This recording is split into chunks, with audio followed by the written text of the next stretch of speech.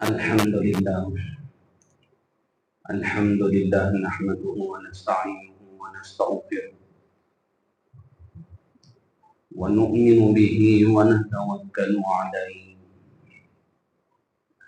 ونعوذ بالله من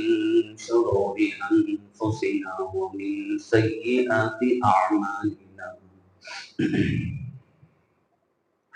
من يهده الله فلا مضل له ومن يضلله فلا هادي له ونشهد أن لا إله إلا الله وحده لا شريك له ونشهد أن سيدنا ونبينا وحبيبنا ومولانا محمدا عبده ورسوله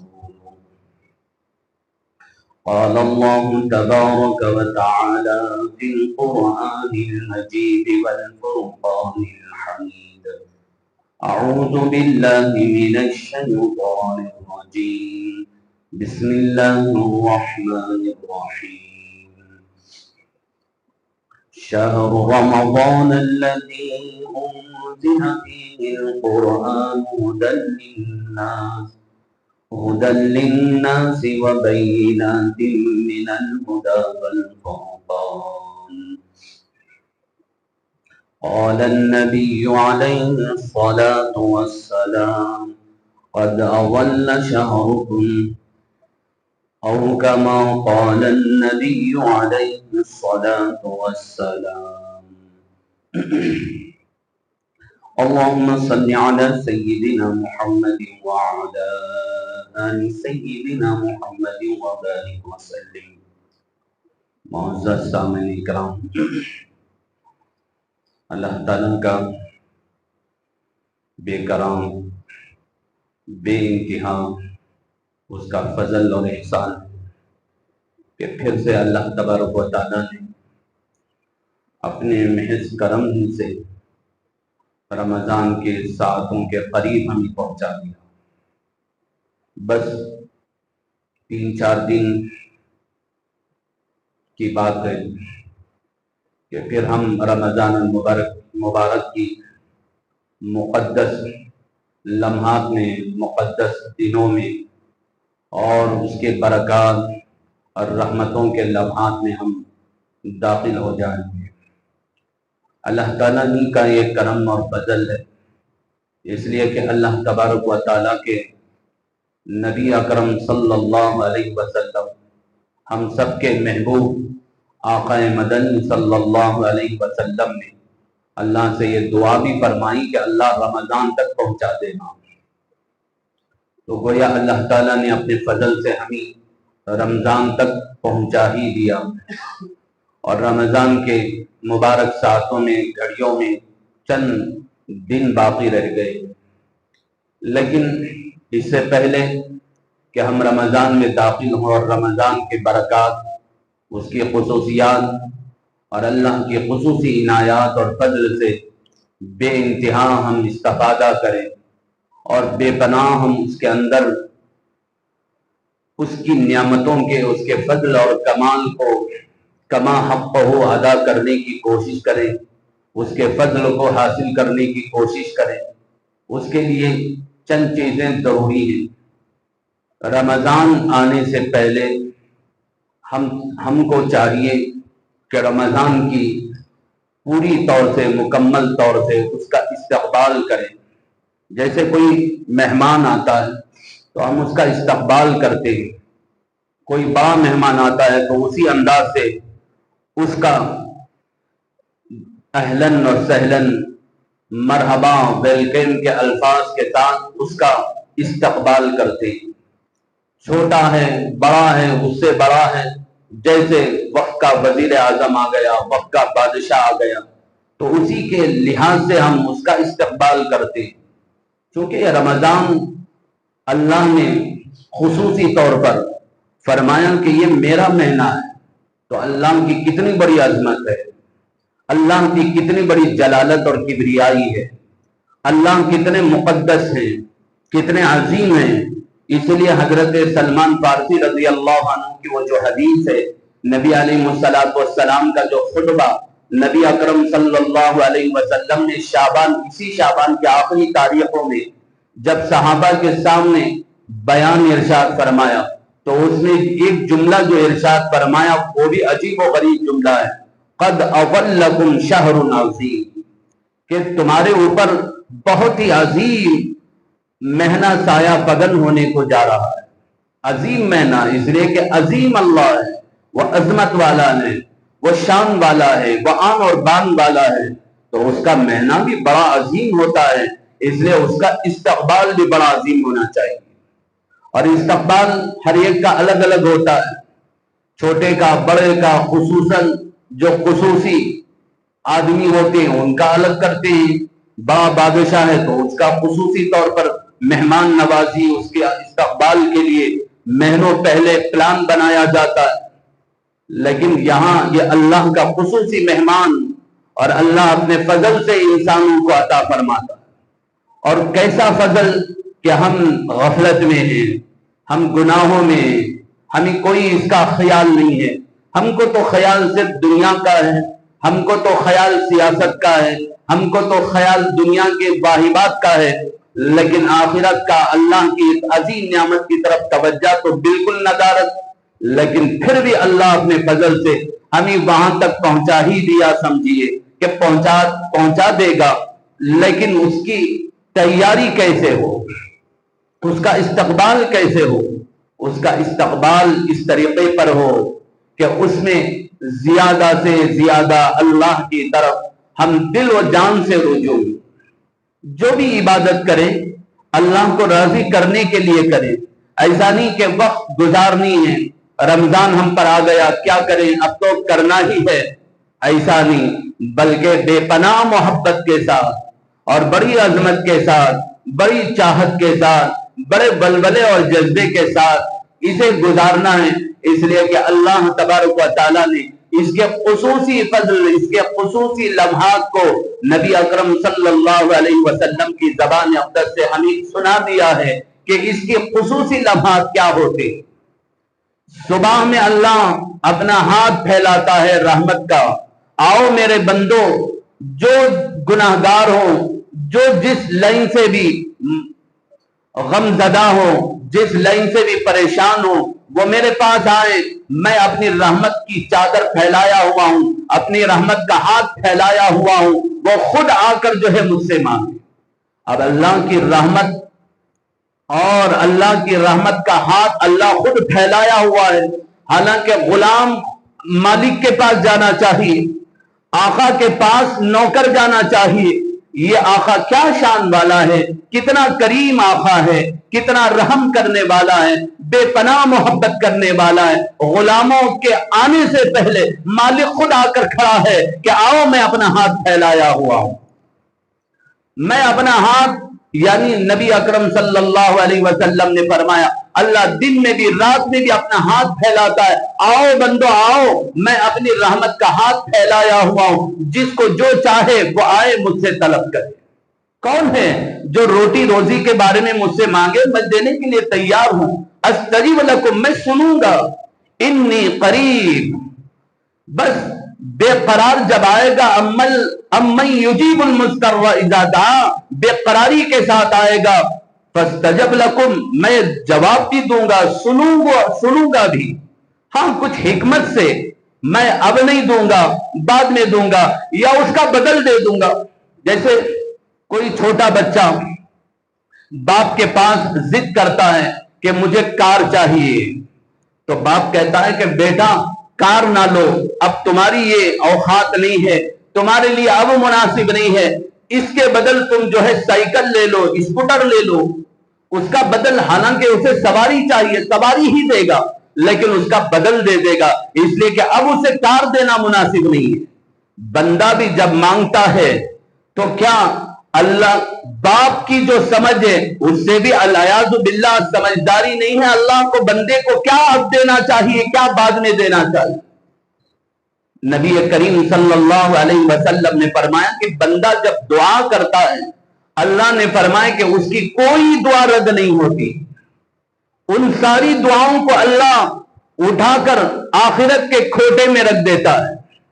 کل قیامت کے دن مرنے کے بعد جب اس کے سامنے اللہ، یا دنیا میں اس نے گھر مانگا تھا، یا اس نے دنیا میں زمین مانگا تھا، یا دنیا میں اس نے حورے مانگا تھا، پیسے مانگا تھا، اللہ ان ساری چیزوں کو بھی سنا لیکن دینا مناسب نہیں سمجھا، اس لیے کہ اس کے ہاتھ میں مال جائے گا، یہ اللہ کو بھول جائے گا، اللہ سے روح گردانی کرے گا، عیش و عشرت میں پڑ جائے گا، دھوکے کی زندگی میں اپنے وقت کو، زندگی کو ضائع کر دے گا۔ اللہ مال رکھ کر کیا کرے گا؟ بندوں ہی کے لیے رکھا ہے، اسے کتنا دینا ہے، اس کا حوصلہ کتنی ہے، اس کی صلاحیت کتنی ہے، اسے اب کیا دینا چاہیے، اس کا بدل کیا دینا چاہیے، اسے بعد میں کیا دینا چاہیے، اللہ اس کو کھوٹے میں رکھا ہوا ہوتا ہے۔ جب بندے کے سامنے اللہ جنت کو پیش کرے گا، بندہ کہے گا کہ مولا میں تو اتنا خاص عمل تو نہیں کیا، آپ نے اتنی بڑی جنت مجھے مرحمت فرما دی۔ اللہ کہیں گے کہ تو دنیا میں بلڈنگ مانگا تھا، گھر مانگا تھا، اس کے بدل میں نے اس کو اٹھا کر رکھ دیا، اب میں تیرے حوالے کر رہا ہوں۔ بندہ کہے گا کہ کاش میری دنیا میں کوئی دعائی قبول نہ ہوتی، ساری دعائیں آخرت کے لیے اللہ رکھ دیتا۔ اللہ کو پتا ہے کہ بندے کو کتنا دینا ہے، کیا دینا ہے، لیکن اللہ دعاؤں کو تو رد نہیں کرتا۔ ایک حدیث میں ہے کہ کل قیامت کے دن جو اللہ نعمتیں دے گا بندوں کو، جو دعائیں کر کر دنیا میں اللہ سے مانگا کرتے تھے، اللہ تبارک و تعالی وہ ساری نعمتیں اس کے سامنے پیش کرے گا جو اس کے کھوٹے میں ہوگا، اس کے اکاؤنٹ میں اللہ رکھا ہوا ہوگا، وہ ساری چیزیں سامنے آئیں گی، تو بندہ کہے گا کہ کاش دنیا میں مجھے اور مصیبتیں آ جاتی، بلکہ سر کے بال سے پیر کے ناخن تک مجھے قینچیوں سے قطر دیا جاتا اور میں اسی میں تکلیف اٹھایا پھرتا، اور اس کے بدل میں اللہ یہاں جو نعمتیں دے رہا ہے وہ عطا فرما دیتا۔ اللہ وہ نعمتیں مرنے کے بعد عطا فرمائے گا۔ بندہ شرط یہ ہے کہ وہ آقا سے مانگنا نہ چھوڑے۔ اب جو مہینہ آ رہا ہے وہ نوازشوں کا مہینہ ہے، عطاؤں کا مہینہ ہے، بخششوں کا مہینہ ہے، لینے کا مہینہ ہے، اللہ سے خوب مانگ لینے کا مہینہ ہے۔ بندہ اس مہینے میں غافل نہ ہو، اس کا استقبال یہی ہے کہ بس اللہ سے وہ خوب مانگے، اس کی خوب عبادت کرے۔ اور پچھلے سالوں سے اس سال جو ہمارا رمضان ہے وہ بہت ہی نہایت شد و مد کے درمیان، بڑے غموں کے درمیان، بڑے پریشانیوں کے درمیان، یہ ہو نہ ہو اللہ ہی کی حکمتیں ہیں، لیکن ہم یہ ضرور کہیں گے جیسے ہمارے اکابر کہہ رہے ہیں، ہمارے اسلاف کہہ رہے ہیں کہ دنیا کے جو حالات ہیں، ہمارے اطراف و اکناف کے حالات ہیں، ان کو دیکھتے ہوئے یوں محسوس ہوتا ہے اللہ ہم سے سخت ناراض ہے، اور یہ ناراضگی کا اظہار ہم چیدہ دیکھ رہے ہیں، لمحہ لمحہ، روز بروز ہمارے کانوں میں، ہمارے آنکھوں کے سامنے، ہمارے گھروں میں، گھر کے آنگنوں میں، باہر اور سیاست کے میدانوں میں، اخبارات میں، ویڈیوز میں ہم دیکھتے ہیں اور سنتے ہیں کہ کیا حالات دنیا پر برس رہے ہیں، ہمارے ملک کے اندرونی حالات کیا ہیں، بیرونی حالات کیا ہیں، عالمی سطح پر کیا حالات ہیں، اسے پتہ یہی چلتا ہے اللہ بہت ناراض ہے، اس لیے کہ بندے اللہ کو بھول گئے، جو اللہ روزانہ بندے کا خیال فرما رہا ہے، بندے کو عطا کرنا چاہتا ہے۔ اللہ تعالیٰ رمضان جیسے یہ عظیم مہینے اور مبارک مہینے لاتا بھی اس لیے ہے، بندوں کو نوازتا بھی اس لیے ہے کہ دڑ سارے گناہ ان کے جو سال بھر کے ہوتے ہیں اللہ تعالیٰ منٹوں میں اس کو ختم فرما دیتے ہیں۔ بندہ بے قرار ہو کر آئے اور عاجز ہو کر مسکنت کے ساتھ آئے، تھوڑا سا گر گیا ہے، تھوڑا سا روئے، تھوڑا سا عظمت لے کر آئے، مسجد کی عظمت ہو، قرآن کی عظمت ہو، دن کی عظمت ہو، روزے کی عظمت ہو، تراویح کی عظمت ہو، کسی چیز کی بھی پامالی نہ ہو، بے قدر نہ ہو، ناقدر نہ ہو، قدردانی مکمل طور پر کرے۔ اور اس کی قدردانی استقبال بھی یہی ہے کہ بندہ کثرت کے ساتھ تلاوت کرے، زیادہ سے زیادہ حصہ اس میں تلاوت کا رکھے، اس لیے کہ اللہ تعالیٰ کو جو سب سے زیادہ قرب بندے کو ملتا ہے، اللہ کا جو قریب بندہ بنتا ہے وہ تلاوت کلام سے ہوتا ہے۔ تلاوت کلام کو معمولی نہ سمجھے، اس لیے کہ رمضان ہی کے اندر اللہ تبارک و تعالیٰ نے قرآن کو نازل فرمایا، لیلۃ القدر میں قرآن نازل ہوا، اور پورے رمضان کے اندر اسے خصوصیت سے اللہ نے تعلق رکھا ہے، شہر رمضان الذی انزل فیہ القرآن، کہ رمضان ہی کے مہینے میں ہم نے قرآن کو نازل کیا۔ تو قرآن کی نسبت رمضان سے بہت خصوصیت سے تعلق رکھتا ہے، تو قرآن کی تلاوت ہم کثرت سے کریں، اس کا صحیح اعتبار سے اور صحیح معنوں میں اس کا استقبال ہوگا۔ اور پھر دوسرے نمبر پر ذکر و اذکار کی بھی کثرت رکھیں، چلتے اٹھتے پھرتے بھی، کاروبار کے ساتھ بھی، کاموں اور دھاموں کے ساتھ بھی اللہ کے ذکر کو نہ بھولیں، چلتے اور پھرتے سواری میں کثرت کے ساتھ درود اور استغفار کی کثرت ہو، اور ساتھ ساتھ کچھ قرآن کی صورت یاد ہو ان کو بھی پڑھتے رہے، اور پھر صبح سے لے کر شام تک تلاوت و ذکر کے ساتھ کچھ دعاؤں کا بھی اہتمام، اور دعاؤں کا اہتمام کے ساتھ کچھ جو ہیں خصوصیات موصولات نبی علیہ السلام، مواصلات نبی علیہ السلام نے فرمایا کہ اپنے مالوں کا خصوصیت کے ساتھ دوسروں کو دینا، اپنے مالوں میں سے دوسروں کا خیال رکھنا، جتنا خیال ہو سکے اپنے مالوں سے دوسروں کی اعانت کرنا، مدد کرنا، تعاون کرنا۔ نبی اکرم صلی اللہ علیہ وسلم کے بارے میں آتا ہے کہ رمضان کا جیسے ہی مہینہ شروع ہوتا، آپ اپنے ازار کے ناڑے کو ٹائٹ باندھ لیتے، اور آپ جو ہے پھر دوسرا سخاوت کو ایسے تیز فرما دیتے جیسے تیز طوفانی ہوا آتی ہے، یعنی اس کی تعبیر دی گئی، اتنی کثرت سے آپ اپنے ہاتھوں سے صدقہ اور خیرات رمضان میں فرماتے۔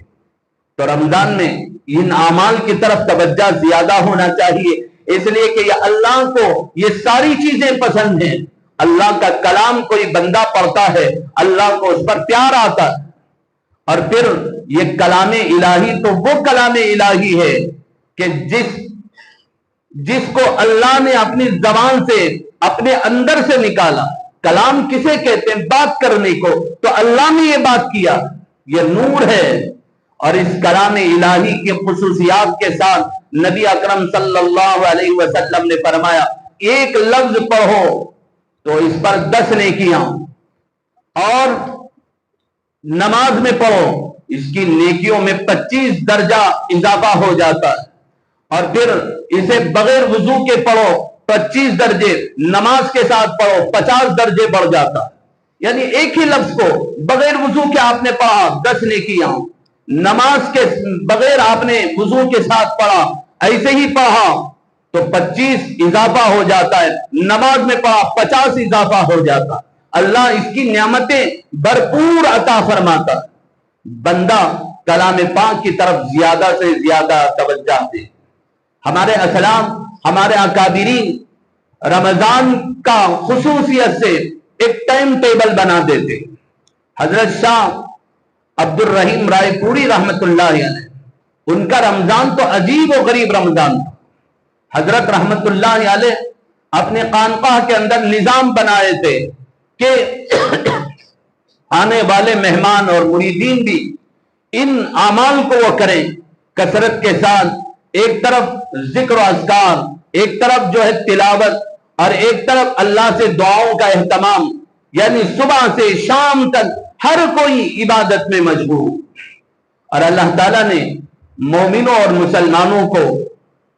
فرشتوں کے سامنے یہ خصوصیت سے بتانے کے لیے کہ جب فرشتوں نے کہا کہ اللہ ہم تو تیری عبادت کرنے کے لیے کافی ہیں، یہ ان انسانوں کو تو کیوں پیدا کر رہا؟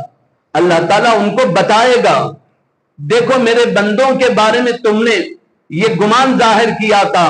اور یہ وہم ظاہر کیا تھا کہ ان کو کیوں پیدا کر رہا ہے، یہ تو فسادی ہیں، آپس میں لڑ کر مار کر یہ اپنے آپ کو ختم کر ڈالیں گے، ان کے اندر تو گناہ کا تیرا ہے، ان کے اندر تو نفسانی خواہشات ہیں، یہ تیری عبادت کہاں کریں گے؟ یہ تو آپس میں ایک دوسرے کے خون کے پیاسے ہوں گے، ایک دوسرے کا خون ریز ہو جائیں گے، ایک دوسرے کو خون خار کے بھیڑیوں کی طرح آپس میں لڑ کر یہ مر جائیں گے۔ ان کو تو کیوں پیدا کر رہا ہے؟ اللہ تعالیٰ نے کہا انی اعلم ما لا تعلمون، میں جانتا ہوں تم نہیں جانتے۔ تو اللہ تعالیٰ بندے جب عبادت کرتے ہوں، تلاوت کرتے ہوں، ذکر کرتے رہیں گے، دعائیں کرتے رہیں گے، اللہ تعالیٰ ان کو بتائے گا کہ دیکھو فرشتے آؤ، دیکھو میرے بندے کیسے عبادت میں مشغول ہیں، کیا مجھے پکار رہے ہیں، کتنا گڑ گڑا کر پکار رہے ہیں، میرے مہینے کا خصوصیت سے کتنا استقبال کر رہے ہیں۔ 11 مہینے ہم کمانے میں، کھانے میں اور خصوصیت کے ساتھ دنیا کے دھندوں میں بہت زیادہ صبح شام ہماری توجہ ہوتی ہے۔ کچھ ایک مہینہ اللہ کے لیے توجہ ہو جائے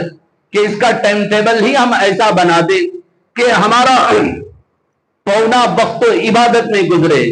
ایک پو وقت ہم جو ہے دنیا کے لیے دے دیں ایک مہینے کے لیے، یا جن کو اللہ نے اور زیادہ نوازا ہو وہ پورا مہینہ ہی اللہ کی عبادت کے لیے طے کر دیں۔ کتنے ایسے افراد ہیں، کتنے ایسے خصوصی لوگ ہیں کہ وہ سال بھر 11 مہینے کمانے کی طرف توجہ خوب دیتے ہیں، اور اسی وجہ سے دیتے ہیں کہ رمضان میں تو ہم کو کمانا نہیں ہے۔ لیکن بعضوں کا اس میں الٹا یہ ہوتا ہے، خیال یہ ہوتا ہے کہ بھئی ہم کو سال بھر نہ ملے، رمضان میں وہ سب مل جاتا ہے۔ اس لیے خصوصیت سے ٹیلر حضرات اور خصوصیت سے دوسرے وہ حضرات جو اس میں بونڈے اور بجی اور سموسے بناتے ہیں کہ وہ ان کا خیال یہ ہوتا ہے کہ بھئی ہمیں 6 مہینے کا نہیں بلکہ پورے سال کا اس میں مل جاتا ہے، اس لیے وہ صبح سے شام تک نہ قرآن بلکہ فرائض کا بھی اہتمام نہیں ہوتا، فرائض سے بھی روح گردانی، نوافل تو نوافل، فرائض کی طرف بھی توجہ نہیں ہوتی۔ کمانے میں آدمی اتنا منہمک ہو جاتا ہے۔ مقدر کی جو روٹی روزی ہے وہ تو اللہ دے دے گا، لیکن اللہ کے اتنے بڑے عظیم مہینے کی خصوصیات، برکات اور رحمتیں اور سعادتوں کے ساتھ جو اللہ ہمیں بخش رہا ہے، اللہ ہمیں عطا فرما رہا ہے، کہیں ایسا نہ ہو کہ اس کی ناقدری کی وجہ سے ہم جیسے ہی رمضان ختم ہو، رمضان کے ختم کے ساتھ ساتھ نبی کی بددعائیں بھی ہمارے ساتھ لپٹ کر واپس اللہ بھیج دے۔ نبی نے بددعائیں دے دی ہے کہ رمضان میں اللہ نے اتنی خصوصیت کے ساتھ رحمتوں کے دروازے کھول دیا ہے کہ ایک بڑا سے بڑا غافل، بڑا سے بڑا گناہگار بھی اس میں اللہ سے معافی طلبی کے لیے آئے، اللہ اسے بھی حصہ رکھا ہے، اللہ اس کو بھی معاف کر دے گا۔ دھڑا دھڑ اللہ معافی کے پروانے دیتا ہے، روزانہ ہزاروں کی تعداد میں جہنم سے اللہ چھٹکارا دیتا ہے۔ پتہ نہیں کہ ان ہزاروں جہنمیوں کو اللہ جہاں چھٹکارا دیتا ہے اس فہرست میں ہمارا بھی نام آ جائے۔ بس تھوڑی سی شکل اور صورت بنانی ہے، تھوڑا سا توجہ کرنا ہے اور تھوڑی سی توجہ بھرپور کرنا ہے، اللہ سے گڑ گڑانا بھی ہے، اور یہ بھی کرنا ہے اللہ رمضان آ گیا تو ایسا نہ ہو کہ ہم غافل کی طرح رمضان گزاریں۔ دیکھنے میں دن و رات ایک ہی نظر آتے ہیں، لیکن اللہ نے جن کو بصیرت کی آنکھیں دے کر ہے اور جن کے دل کی آنکھوں سے وہ رمضان کو دیکھتے ہیں، وہ پلٹ کر پیچھے نہیں دیکھتے۔ رمضان کا چاند جیسے نظر آتا ہے وہ سامنے ہوتے ہیں، پلٹ کر نہیں دیکھتے کہ کون ہمیں پکار رہا ہے، کون ہمیں دینا چاہ رہا ہے، کون ہمیں بات کرنا چاہ رہا ہے، ان کی توجہ تو اللہ کی طرف ہوتی ہے۔ اس لیے کہ اللہ کی عنایات، اللہ کی رحمتیں وہ برستی ہیں، جیسے حضرت مجدد الفسانی رحمت اللہ علیہ نے فرمایا کہ رمضان کا ایک مہینہ ایسا ہے اللہ کی نظر میں جیسے پورے سمندر میں کوئی انگلی ڈال کر اٹھائے تو ایک خطرہ جو ہوتا ہے وہ ایک خطرہ پورا سال ہے، اور یہ پورا سمندر صرف ایک رمضان ہے۔ رمضان کا ایک مہینہ یہ سمندر ہے، یہ جو خطرہ ہے یہ 11 مہینے، یعنی اتنی خصوصیت رمضان میں نور اللہ کی رحمتیں برستی ہیں۔ تو ہم ابھی سے تیار رہیں، ذہنی اعتبار سے، ظاہری اعتبار سے اللہ سے مدد مانگے، اللہ رمضان کا مہینہ ہم سے غفلت کی طرح نہ گزر جائے، اس سے مددیں مانگے اور خود اپنے طور پر ایسے خصوصیات بنائیں، ایسے کام بنائیں کہ جلدی سے جلدی ہم نمٹا لیں، تاکہ رمضان میں ہمارا زیادہ وقت کپڑوں کی خریداری میں، جوتوں کی خریداری میں، ٹوپیوں کی خریداری میں، کپڑے سلانوں کی خریداری میں، ادھر ادھر گھومنے کی تیاری میں، یا ادھر ادھر دیکھنے کی تیاری میں، یا ایسے ہی وقت کو ضائع کرنے میں ہمارا وقت نہ گزرے، سونے میں بھی وقت زیادہ نہ گزرے، کھانے میں بھی زیادہ وقت نہ گزرے، کھانا بھی ہلکا پھلکا ہو، عبادت بھی کثرت سے ہو، اور پھر مانگنا بھی اللہ سے زیادہ ہو، رونا اور گڑ گڑانا بھی اللہ سے زیادہ ہو، تلاوت بھی اللہ سے زیادہ ہو، ذکر و اذکار بھی زیادہ ہو، صدقہ و خیرات بھی زیادہ ہو۔ پھر دیکھیے رمضان کی حلاوتیں اور رمضان کی لذتیں، جب رمضان گزرتا ہوگا بندے کا دل دکھتا ہوگا، وہ روتا ہوگا، اللہ یہ رمضان میں آپ نے کتنی رحمتوں کو رکھا ہے، کتنی چاہتوں کو رکھا ہے، کتنی خصوصیات کو رکھا ہے، اے کاش کیا ہوتا یہ رمضان کے بجائے پورا سال ہی رمضان ہو جاتا۔ بندہ ویسے رمضان کو گزارے تب اسے پتا چلے گا، ہاں ہمارے اسلاف نے جو بتایا ہے، ہمارے اکابرین نے جو بتایا ہے، نبی کے ذریعے سے نبی نے بتایا ہے، اے کاش میری امت کو معلوم ہو جائے کہ رمضان کیا ہے، تو وہ پھر وہ کہنے لگیں گے پروردگار سارا سال ہی آپ رمضان بنا دیجیے۔ رمضان بڑا مبارک مہینہ ہے، یہ اللہ کا عظیم مہینہ ہے، قد اظلکم شہر عظیم، نبی نے فرمایا کہ عظیم مہینہ ہے، تم پر سایہ فگن ہونے کو جا رہا ہے، کہیں ایسا نہ ہو کہ غافلوں کی طرح غفلت میں جیسے ہم گزارتے ہیں اور دنوں کو ہم نے گزار دیا، رمضان کو ایسا بالکل نہ سمجھے۔ اس کی صبح اس کی شام کوشش یہ کریں کہ سب سے پہلے اس کا روزہ اور تراویح ہم سے ہرگز نہ چھوٹے۔ یہ دو اعمال بہت ضروری ہیں، روزہ بھی نہ چھوٹے، تراویح بھی نہ چھوٹے۔ باقی درمیان میں ہم کاروبار کو ایسا کر لیں کہ تھوڑا وقت، کھانا پینا بھی ضروری ہے، ضروریات بھی ضروری ہیں، کہ تھوڑا وقت ہم کاروبار کے لیے دیں، یا ظہر تک جو ہے ہم 11 بجے کے بعد جائیں، یا صبح میں جائیں 11 تک کام کریں، 11 کے بعد مسجد میں آ جائیں، ظہر تک تلاوت کریں، ظہر کی نماز کے بعد تھوڑا قیل اللہ کریں، پھر جو ہے عصر تک کے لیے کام کو جائیں، یا اللہ نے نوازا ہے تو پھر شام تک عبادت کے لیے ہم اپنے آپ کو فارغ کر دیں۔ پھر دیکھیں اللہ تعالیٰ اس ایک رمضان کی قدردانی کر کر ہم اللہ کو راضی کر کر خوش کر کر اس سے مانگ لیں گے، اللہ ہمارے دل کو سنوار دیجئے، ہمیں اچھے مومن بنا دیجئے، سچا مسلمان بنا دیجئے، ایسے کام ہمارے بنا دیجئے کہ موت تک ہم تیرے سچے بندے بن کر رہیں۔ اللہ تعالیٰ ان دعاؤں کو بھی قبول کرے گا، اور ویسے راستے بھی اللہ ہموار فرما دے گا، تھوڑے وقت میں بہت زیادہ عطا فرما دے گا، تھوڑے دنوں میں سال بھر کا اللہ عطا فرما دے گا۔ شرط یہ ہے کہ بندے کے اندر حوصلہ اور جذبہ ہو کہ مجھے جو وقت ملے میں اللہ کے لیے قربان کر دوں، اس لیے کہ عبادت میں وہ حلاوت ہے،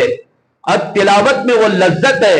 ذکر میں وہ حلاوت ہے، نمازوں میں وہ حلاوت ہے، سجدوں میں وہ حلاوت ہے، اللہ کی یاد میں وہ حلاوت ہے۔ بندے کو اللہ کے ذریعے اسے نصیب ہو جائے، بندہ ہر ہمیشہ اپنے وقت کو اسی کے لیے قربان کرنے کے لیے اللہ سے مانگتا رہے گا، کچھ مانگے نہ مانگے یہ تو اللہ سے ضرور مانگے گا، اللہ مجھے نماز کی حلاوت دے دیجئے،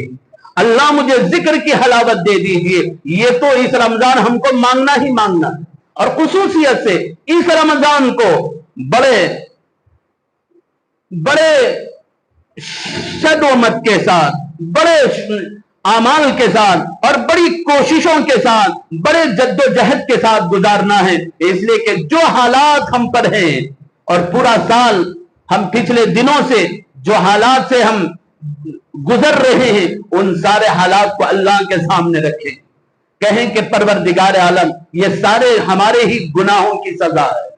ہمارے ہی اعمال کا یہ نتیجہ ہے جو ہمارے سامنے نظر آ رہا ہے۔ اعمالکم اموالکم، جیسے تمہارے اعمال ویسے تمہارے بادشاہ، یہ سارا ظلم، یہ ساری نحوستیں، یہ ساری گندگیاں جو ہمارے اندر ہیں، گھروں میں ہیں، باہر ہیں، ہر کوئی غموں کی ایک فہرست ہے جس کے پاس، وہ اگر اس سے سننا چاہے تو ہمارے پاس وقت بھی نہیں ہوگا۔ اتنے غموں کی فہرست رکھ کر بھی بندہ اللہ کی رحمت سے پیڑ بتائے ہوئے جائے، انلزمکمھا وانتم لہا کارہون، اللہ کو کیا بن پڑی ہے کہ تم اللہ سے روٹ کر جاؤ، اللہ کی رحمت تمہارے پیچھے پیچھے آئے، اللہ کی رحمت کے پیچھے پیچھے تم جاؤ تو پھر اللہ اپنی رحمت سے تم کو اپنی آغوش میں لے لے گا۔ اللہ کی رحمت سے تم پیٹ پھیر کر بھاگنا چاہو، اللہ ایسا نہیں کرے گا کہ تم کو اپنی رحمت سے چمٹا لے۔ تھوڑا ایک ہاتھ بڑھو، اللہ دوڑ کر تمہارے قریب آ جائے گا۔ تم صرف پکارو، اللہ اور زیادہ تمہیں قریب کر لے گا۔ تم پکارنا ہی نہیں چاہتے، تم رونا ہی نہیں چاہتے، تم مسجد میں وقت گزارنا ہی نہیں چاہتے، تم تلاوت کرنا ہی نہیں چاہتے، تم رمضان کو رمضان سمجھنا ہی نہیں چاہتے، تو اللہ کو کیا بن پڑی ہے کہ تمہارے حالات کو بھی سنوارے، تمہاری زندگی کو بھی سنوارے، تمہاری آخرت کو بھی سنوارے۔ کوشش کریں کہ رمضان کا اس مرتبہ ہم ایسے استقبال کریں گے